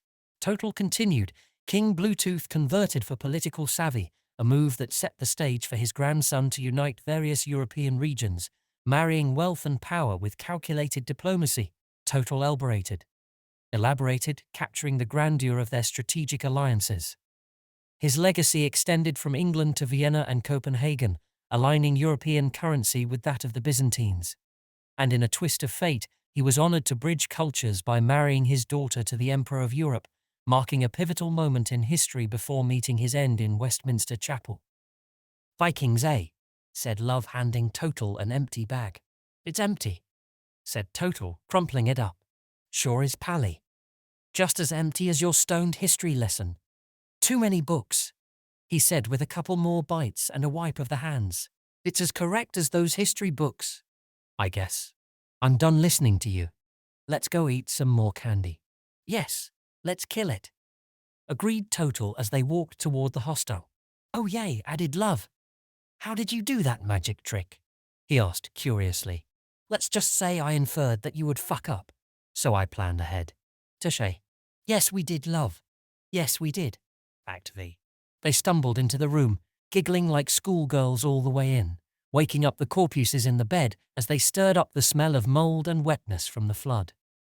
Love climbed to the top bunk, swearing and munching the entire way with a brown candy bag in his hand and a half-open chocolate bar in his mouth, as they watched boxing highlights from their favorite pretty boy boxer on Total's open laptop on the bottom computer.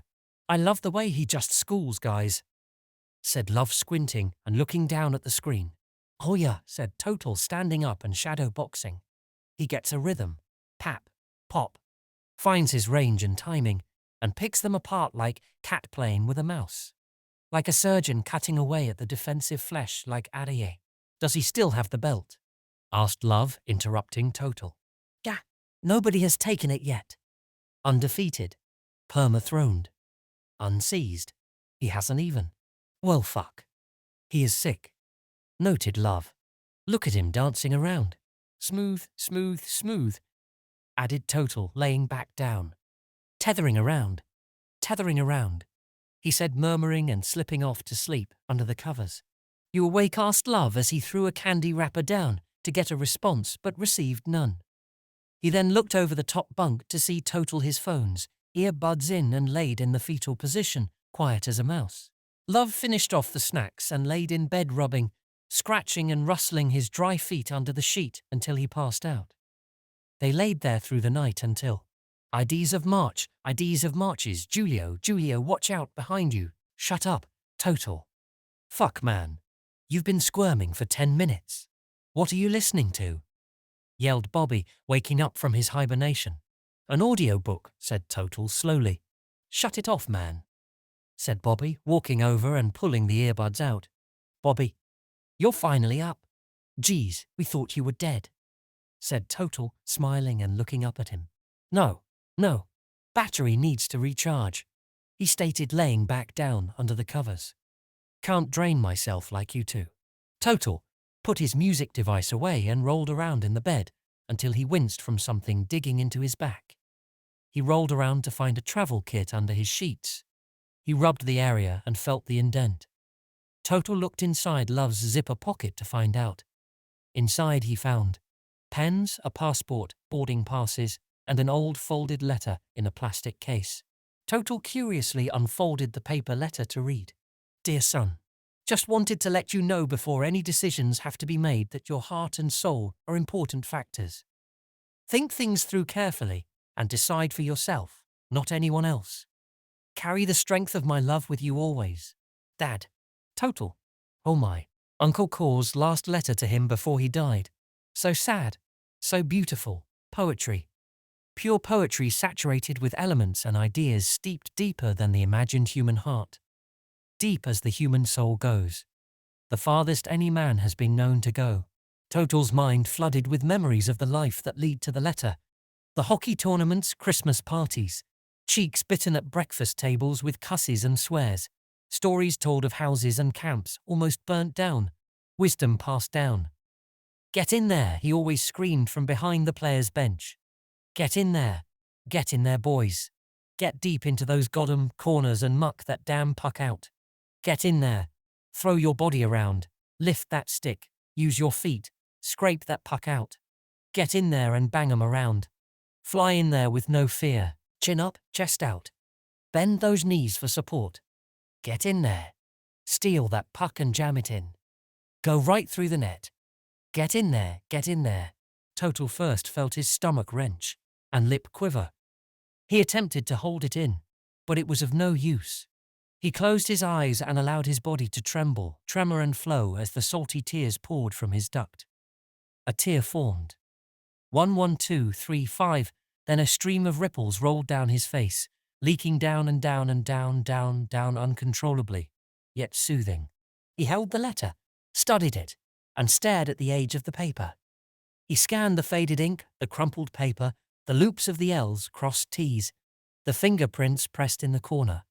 He began to cry, not because he was late to work, nor spilled his milk. These tears contained a myriad of different means from a different location. It was deep, deep down inside the matter.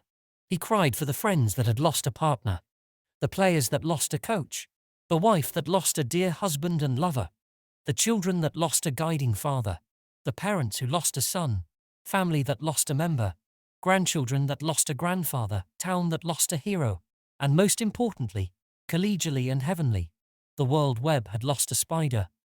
Yet here Uncle Core was, his tracks and paws and poems in paper and ink and thought form. How beautiful to exist is this state and stasis. Total. How beautiful indeed. He continued to cry and sob, not caring if anyone heard, until he realized teardrops had dripped onto the paper. Total. Shit. Love will kill me. He packed the paper in the plastic, slipped it back in the travel pack, hugged the pillow and attempted to fall asleep. As he lost consciousness, he heard Love and stirring in the bunk above him. Stirring within a dream. Love thought to himself. Late evening, after a lengthy shift of work on the lonely train, out in the cold, crunchy snow, during all hours of the night, blue coveralls and a red checkered fleece. There he was flooding water with a fireman's hose under a borrowed lamp and light as snowflakes sprinkled through the beams until the scratched and cracked ice surface was shiny, smooth and new. The surface reflected a humorous smile and eyes of passion. The man adorning the smile created an hockey rink with boards and nets, wood stove fires and sheds. So young, so vigorous, so serene. He looked up and savored the flakes falling into his mouth as he sprinkled the ice with water. The flakes danced and twirled in that beam. They spiraled and sparkled like crystals in a black backdrop of twinkling stars. Falling softly, and softly falling, draping the trees, houses and yards. Coating the neighborhood. Blanketing the cute train town, and covering the glazed ice that was freezing into form. Love stirred again. A dark, elderly cloaked figure in a snake skin robe approached on a horse from the pine forest with porcupine quills on the robe, marched in and steals the hose and begins spraying it everywhere onto everything, turning up the heat and melting the ice, scorching the boards to charcoal and dimming the lamp. No, Nuo, no. Get out, get out, get out, shouts a young boy trudging and ploughing through the snow in his pajamas from the house, with an old broken, jagged hockey stick chasing the cloaked figure into the woods, only to have to turn around to rescue his father left frozen in the snow as the distant shed smokes its chimney with a crackling fire too far away. Love gasped and jumped up from his restless slumber in a moronic, reflexive manner and yelled, "Total! Where are you? Why is there a mess?" Love looked down from the bunk to see a confetti dump of choco bar wrappers, crumpled chip bags, and smashed and mashed candies that were lying around soda cans, completely crinkled, crumpled and dripping with sticky sugar. Bobby was still sleeping and snoring, eyes closed, arms folded, mouth wide open, and Total curled up under a half blanket in a fetal position. He climbed down, stepping slowly down the ladder and onto garbage. Crazy dream. Glad it was just a dream. Pulse pressuring. Shit. The letter. My letter. Where is it? Shit. Shit. Nowhere. Not under these wrappers or sheets or bed. Fuck. Palpitations. Dad? What did Dad do? How did he come? He went straight in the shower. Shower. Yup. Clean shower. Love grabbed a towel, pulling other garments down with it, yanked open the old door, grinding the carpet and hinges, then made his way down the hall, pounding his heels down toward the shower and bathroom. Shower, shave shit. Get all that bad guck out of me. Be perfect when done. Towel, soap, razor, luffer sponge, shower sandals. All here in my kit. Screech. Geez, said Love as he jumped back with his hands up in defense. Oh, sorry, son. Didn't know you were waiting, said an elderly man, exiting the shower room. I'm going to take a shower. We'll go ahead. I warmed her up for you, said the old man with a wink. Oh, okay, thanks, said Love awkwardly. Enjoy, said the slim silver-foxed man as he toweled his salt and pepper curly hair, off and walked toward the bathroom across the hall. Thanks, Tips, murmured Love under his breath as he creaked open the cold and wet steel glass door suspiciously and hesitantly, hinting and stressing a micro-emotion of disgust peeking and tiptoeing in the shower that was the size of a horizontal coffin. Love thought to himself, Look at this mess we have in here. Hasn't been washed in weeks. It's a whole DNA buffet, with all ages allowed to enter. Straight, long, short, scattered, stubby, curly, silver, gold and blonde hairs under water, stuck in the drain, snaked on the wall, balled up in the corner. You. Everywhere. Nobody cared to even wash it down after. Takes 2 seconds. Simple little rinse. Just like old Roomy Rooney. Can't take a simple second. Let love clean it up. Look at this. Old soap wrapper with a sliver of soap left. A wafer. Why leave soap in here? Who the fuck is going to use someone else's soap? And is the owner going to come back and use it after he or she left it for a day, considering another desperate dirty person with greasy or dry flaky sword skin scraped away on it? Disgusting. Like seriously. Clean your shit up. What's wrong with people? Where's the tap? Here it is. Both taps cold. Like what the fuck? No hot. Come on. Let's get this show on the road. Lather up soap with luffa. Chest. Abs. Arms. Neck. Ears behind the ears. Legs. Pecker. Crevice. Ass. Oh yay. There you go. Squeaky clean. Quads, calves. Toes. Arches. Poor Total has none. No vertical and sore back. Haha. In between the toes. Fuck, it's cold in here. He snapped out loud as he stepped out of the shower with soap still sudding on his goose-pimpled body. Fuck. Having trouble, son? Said the elderly man across the hall, brushing his teeth. Well, someone didn't turn on the hot water pump, said Love, looking back at the old man. That's 'cause there ain't any. Noted the old man, stopping his shaving and looking back. Really? Asked Love in contemptuous amazement. The flood seemed to take out the tanks. Noted the old man. Come on. And no one fixed it yet, commented Love. Guess not. Shit. I said the same thing before I went in, said the old man with a grin. I was lucky to know ahead of time. Well, fuck. This is terrible. I'm half washed with soap everywhere. The old man smiled again as Love stood there trying to wipe the soap off. How the hell did you do it? Asked Love, slightly laughing as he realized he was talking to a total stranger, standing naked with a luffa sponge hanging in his left hand and soap suds drying on his skin in fancy patterns. I used to be in a polar bear swimming club in northern Canada. No shit, eh? Said Love, surprised. Ja. I moved there after I separated from my royal wife, said the old man sarcastically. We all need to get away from wives and girlfriends sometimes. Empathized Love. Can't live with them. Can't live without 'em, eh? Agreed the old man. Ha ha. Ain't that the known truth? Echoed Love.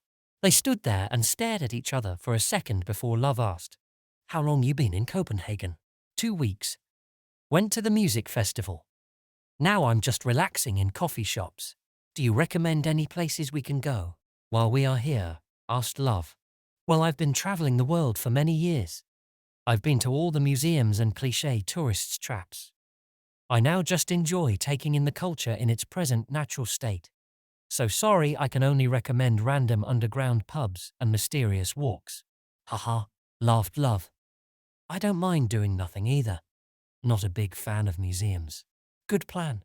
Sure is. Well, I will let you go back to the shower, said the old man, packing his shaving kit. Yeah, if I ever get back in, commented Love. It's hard now that I'm dry and warm again. Well, that's your answer, said the old man. Okay, thanks. I guess, said Love. Ciao. Ciao? I would wish you luck, but all you need is time and make sure you flip that light switch for the fan, he said, walking down the dark hall and closing the door behind him. That's my answer. What's he talking about? Fucking old man, froze his brain and balls too much. Love tried to go internal and motivate himself. Okay. Flip the switch. That's what Beej says. Old Navy Beej. Bravo Juliet. No fear. I'm warm like a fire. FFF. Falwuk, it's cold. Cold. My bag is like a raisin. Fucking water like sharp icicles. Hoo. Shampoo in, shampoo scrubbed, shampoo rinsed. Done. Shaving cream foamed. Placed on face, razor scraped. Sideburn, cheek. Jawline, easy does it. Gentle on a ledge, left side done. Under chin, right sideburn. Cheek. Jawline, Easy does it. Gentle on a ledge. Mustache. Lip line. Careful. Flavor saver. No idea why Total leaves that. Maybe all he can grow. His dad, cousins, and uncle all hairy and brother, but not him. Shitty luck. Guess he doesn't spend money on razors. $5 a pop. Bobby has the worst patched beard ever. Funny mustache though. Kind warm now. Water ain't so bad. Like a teacup cooling to room temp. The aircon turning the switch and loop. Water down the drain. Sun's weather, steam and season change. Homeostasis. Flu heated out on foreign invade. Homostasis. All about the stasis. Low to high, high to low, waterfall and flow. Male and female conflictive compromise. High to low, low to high. Fever and flu bye-bye. Love? Love said aloud, look good, feel good, play good. Love thought to himself. Off and out. Little bit of a rinse round the whole square or rectangle shower. That's how it's done, folks. Clean as a whistle. Look, there is even a squeegee to scrub it. Should take a picture and post it on the wall. Nah, people still won't listen, like fucking children. Total will probably leave the water running. Careless. He stepped out of the shower. Hung the hose properly, shut the door to closure, and began to. Towel off, dry, skin cream on, sandals on, right as rain. Look good, feel good, play good. Towel tight around the waist. Remember shower kit. Zip. Feel. Geez, that buzz didn't last too long. Maybe that's why Total times it on his watch. As the first light of dawn brushed the skyline, Love settled into his bed, the room slowly bathing in soft morning light. He reached for his phone, earbuds ready, and found that one perfect track. As the music began, a beetle bug made its way onto his wrist. Love flicked it away without missing a beat. The song resonated, its rhythm in sync with his heartbeat, its lyrics whispering truths only he could understand at that moment. It was more than a song, it was a message, a moment of clarity and connection. Below him, Total opened the journal to see what Gertrude wrote. Be sure to rob a bank on your way, and maybe a few food places. God knows you are hungry enough. Love, Gertrude. Okay, so the first song that pops in my head is What the %. The fast-tracked night in my head went Heineken X5, Corona, water, Corona, boys, shots, card tricks, bar games, car games, music, matching t-shirts, walking, home, sleeping, etc. You'll leave the details to Love. Unexpected boner hard-on, snoring, cops, boys running, sunrise then home, peace, dahlia,